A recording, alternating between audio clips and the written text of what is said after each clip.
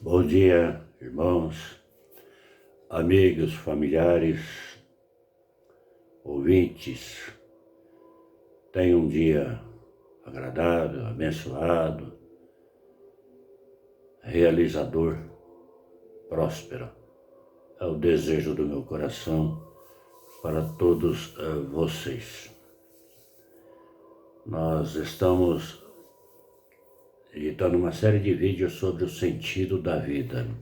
Hoje é o penúltimo. E eu entendo que o sentido da vida, ele não envolve apenas a pessoa em si, somente ela, só ela, mas ela tem os seus relacionamentos, amigos, parentes, mas especialmente a família que cada um constitui. Jesus disse certa feita que e por se multiplicar a iniquidade, o amor de quase todos esfriará. Quando eu olho para o mundo e esses tempos agora de pandemia, eu tenho visto uma mobilização em torno de filantropia, mas o que a gente não percebe realmente é aquele amor altruísta, aquele amor que une família. E ontem, vendo uma reportagem à hora do almoço, a reportagem foi a seguinte, que essa pandemia aumentou em 40% a violência no lar. Eu pensei comigo, mas como aumentar? Deveria aconchegar, cada um apoiar o outro, né? Não, aumentou a violência no lar. Os registros nas delegacias aumentaram. Assassinato de esposa, assassinato do esposo. Quer dizer, não é mais só abuso, violência contra a mulher. A mulher também está violenta contra o homem. Tudo isso aí é falta simplesmente de amor. Antes de eu começar a narrativa, eu quero ler dois textos. Os dois textos estão no mesmo capítulo de Colossenses 3. Primeiro, verso 14. Acima de tudo isto, porém, esteja o amor, que é o vínculo da perfeição. Amor é o vínculo da perfeição. Por quê? Porque ele é altruísta, porque ele se entrega, porque ele sofre por aquele que ele ama ou por aquela que ele ama. Aí dos versos 18 a 21, ele vai tratar dos deveres da família, que para mim é o âmago da sociedade, que esta própria sociedade, com suas ideologias filosóficas, políticas, psicológicas, está destruindo. E por isso, a iniquidade aumenta e o amor quase de todos esfria. E diz assim o texto: esposas, sede submissas ao próprio marido, como convém no Senhor. Não como convém no marido, para o marido. Perceba. Marido, amai vossa esposa e não a trateis com amargura. Quer dizer, eu tenho uma reciprocidade aqui. Filhos, em tudo obedecei a vossos pais, pois fazê-lo é grato diante do Senhor. Conhecer os limites da obediência ao pai, entender que ele é o teu instrutor, ele que te deu a vida. Pais, não irriteis a vossos filhos para que não fiquem desanimados. Quer dizer, eu tenho todo um processo de relação aqui fundamentado em amor. Cada um no seu lugar, respeitando o lugar do outro e se relacionando dentro dos princípios estabelecidos para que uma família tenha paz. Aí ele vai para uma outra questão. Servos, obedecei em tudo ao vosso Senhor segundo a carne, não servindo apenas sob vigilância, visando tão somente agradar homens, mas em singeleza de coração, temendo ao Senhor. Quando o empregado teme ao Senhor, ele elabora as suas tarefas com dignidade e ele é reconhecido. Aí ele vem numa afirmação muito interessante. Tudo quanto fizerdes, fazei-o de todo o coração, como para o Senhor e não para os homens. Quer dizer que quando eu trabalho, qualquer coisa eu faço em relação ao homem, para agradar o homem, ou porque o homem está me ordenando, esqueço do Senhor, eu estou numa vida de frustração, numa vida praticamente de escravidão. Eu estou me escravizando, né? Aí ele vai dizer, sente-se que recebereis do Senhor a recompensa da herança. A Cristo o Senhor é que estáis servindo. Mas eu quero só me basear até o verso 21. Todos falam, os crentes condenam o mundo muitas vezes nos seus relacionamentos, na família, nas leis que são contrárias à família, nas leis de libertinagem, tudo. Mas ele se esquece de uma coisa. A igreja é o reflexo dos nossos lares. Muitos de nós temos esquecido desta verdade. Quando os lares vão bem, a igreja reflete isso. Quando digo os lares vão bem, estou dizendo dos lares que recebem e aplicam os princípios de Deus instituídos ou estatuídos em sua palavra, como acabamos de ver. É importante então que nos voltemos para este assunto. Muitos de nós não somos casados, muitos casados. Porém, de alguma forma, todos possuem um lar. Assim é esta matéria para todos nós. Meu caro, você pode refletir em sua experiência, no momento que você está vivendo, naquilo que você já viveu? Eu espero que algumas coisas práticas você viva em sua casa para a bênção do lar e para a glória do Senhor. Conta-se uma história interessante de um diácono de uma igreja, né? Não sei se é verdade, mas vou contar aqui por ilustração. Domingo de manhã, na escola dominical, a esposa chegou lá com um caminhão e a mudança dentro.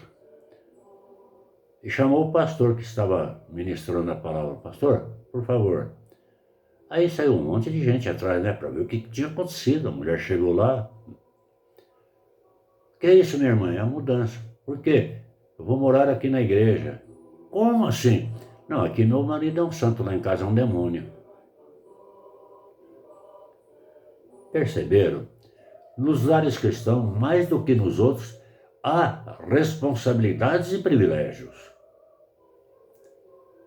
Essas coisas são importantes em qualquer área, mas especialmente, sobretudo no lar cristão, que é a base não somente da sociedade, mas de modo especial na igreja e para si mesmo ter paz, ter alegria no espírito. O povo do Senhor é composto de lares que se unem para em comunhão viverem como crentes em um único Deus vivo e verdadeiro. Os privilégios e responsabilidades do crente são maiores, porque eles não têm somente a tarefa de falar, mas de testemunhar. Eles têm um vínculo com a palavra de Deus. E esse Deus mostra na Bíblia que Ele quer dos componentes do lar cristão. Ele quer que vivam como nós acabamos de olhar na palavra. Vamos citar apenas alguns dos muitos privilégios do lar cristão que obedece ao Senhor. Já são coisas lindas e preciosas. Eu quero me ater mais ao sentido prático, eu não vou entrar aqui no cunho teológico, filosófico da coisa. Aconchego, carinho, segurança, amizade, companheirismo, gostosa algazarra dos filhos em alegria hilariante, amor genuíno e comunhão espiritual entre os membros da família de Deus. Isso é que deve se desenvolver no lar. Algumas dessas coisas são desconhecidas por um número significativo de lares cristãos. Em toda a minha jornada de pastoreio, uma das coisas que eu mais fiz foi aconselhar casais. Sempre em intriga. Alguns perguntam agora, pastor, o senhor não está pintando muito colorido o lar cristão? Interessante, né? Realmente, para uma porção de gente que estamos dizendo acima, é colorido sim, até demais. Porque eles não conseguem desenvolver amor. Em seus lares não está presente uma porção dessas coisas. No entanto, foi para estas coisas que Deus instituiu o lar cristão. Se você examinar o Salmo 127 e 28, ele começa dizendo, bem-aventurado o varão. Né? Ele vai dizer que não adianta a sentinela, não adianta nada se Deus, o Cristo, não for o centro do lar. Porque só Cristo pode impor na pessoa o respeito, o amor, o carinho, a compreensão, a tolerância. Ele tem que estar acima da média dos incrédulos. O cristão tem que estar acima da média. Os lares incrédulos não são regidos pela palavra. Eles não têm a luz do Espírito. Mas os crentes obedientes têm esta belíssima e grandeza rica. Se não desfrutam desses benditos privilégios, é porque na engrenagem tem dentes quebrados. Os princípios de Deus para a vida no lar têm sido quebrados. É a violação desses princípios que resulta em conflitos. E esses conflitos não sendo resolvidos, as consequências são desastrosas. E por que isso acontece? Porque eu vou ouvir muito mais as ideologias, as filosofias, os psicólogos do mundo e esqueço de ouvir a Deus.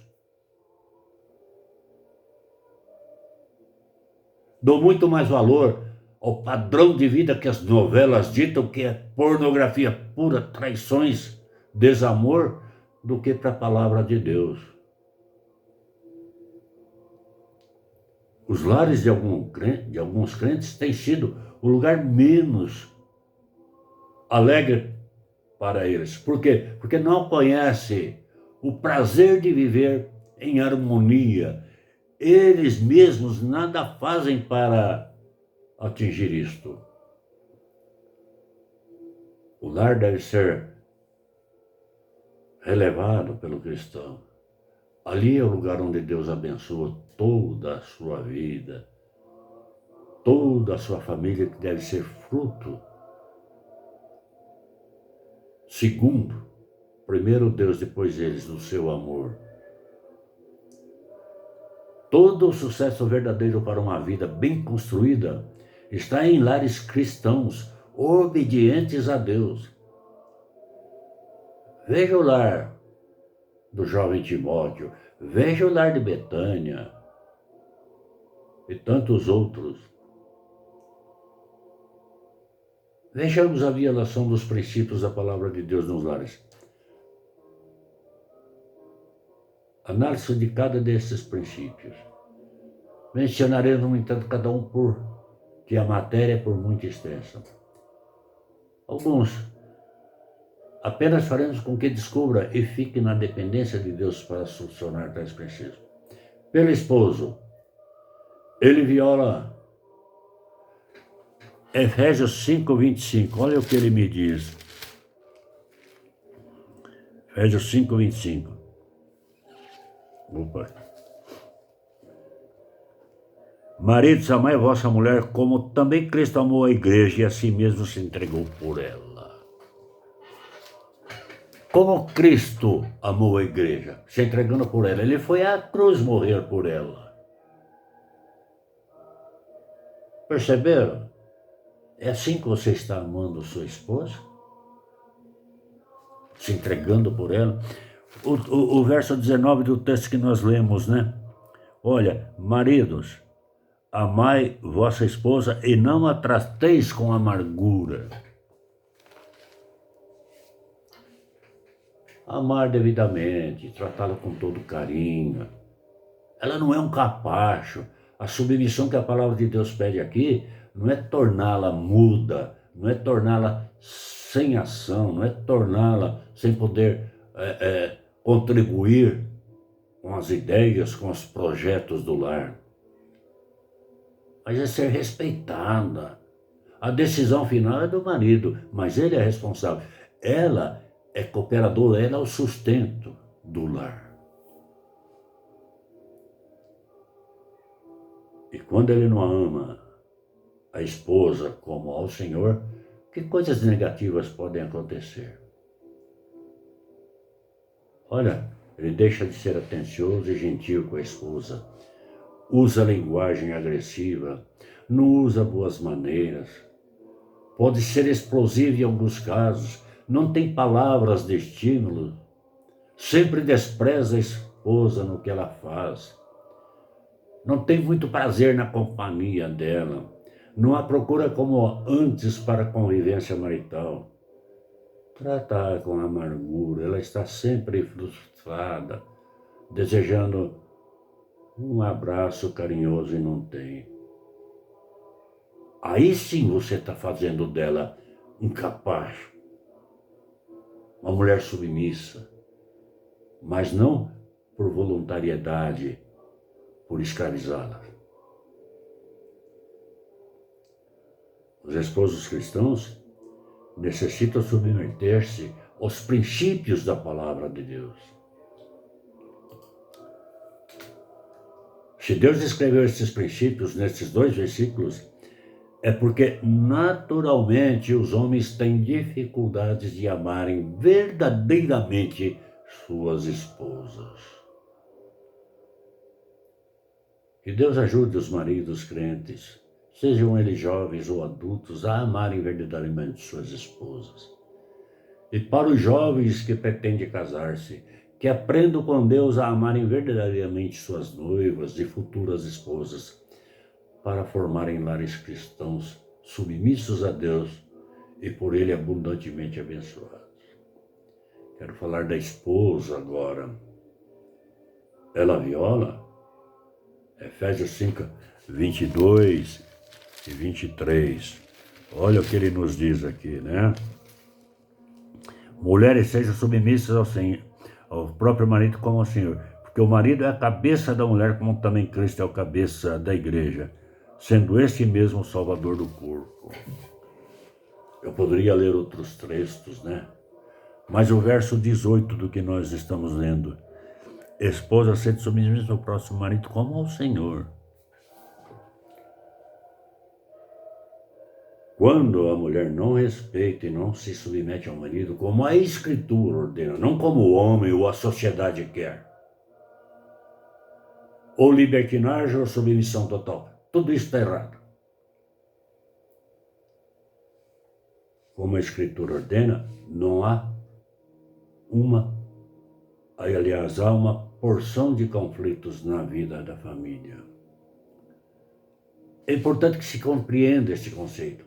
A submissão não é um ato de subordinação total numa situação difícil, mas um profundo sentimento de confiança arraigado no coração da mulher com respeito à soberania de Deus na vida do marido e por sentir o amor do marido. Não é simplesmente porque Deus falou que o homem é a cabeça e você é... Não é isso não. É uma relação de amor, de compreensão. Cada um desenvolvendo a sua função dentro do lar como Deus determinou. Sem escravidão, sem submissão e sem soberania total. Não existe isso. Na atualidade há muitas ideias e teorias sobre o papel da mulher. Mas é fundamental que a mulher cristã compreenda que ela deve ser, não o que os outros dizem, ela deve ser o que ela precisa ser diante de Deus. Ela precisa ser o que Deus requer dela, não o que a sociedade requer. A tendência natural da mulher é pensar que o marido se aproveita da situação e irá usá-la como capacho. Se ela se submeter a ele neste ponto, ela está errada também.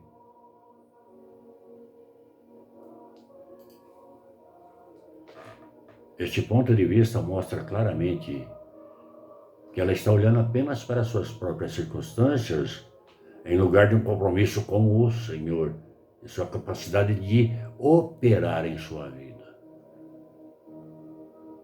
Quando a mulher coopera com o Senhor, então o seu Senhor trabalha o marido, levando-o ao conhecimento de seus erros através das reações pacíficas, mais inteligentes, sábias da esposa.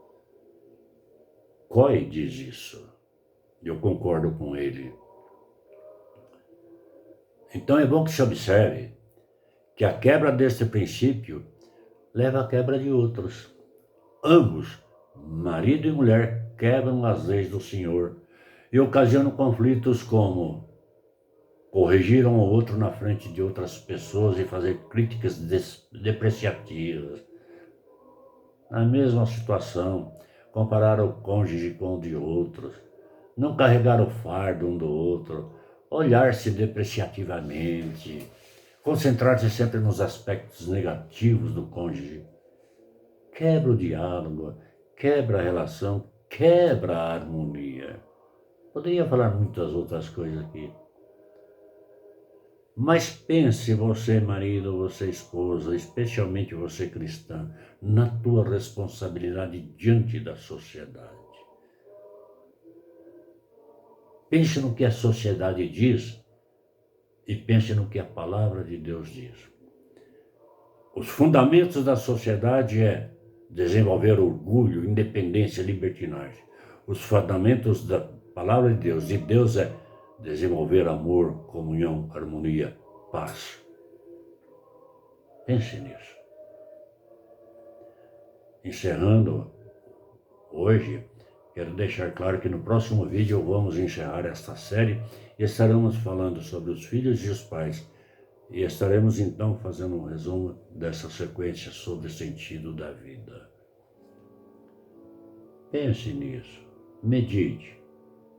Deus te abençoe.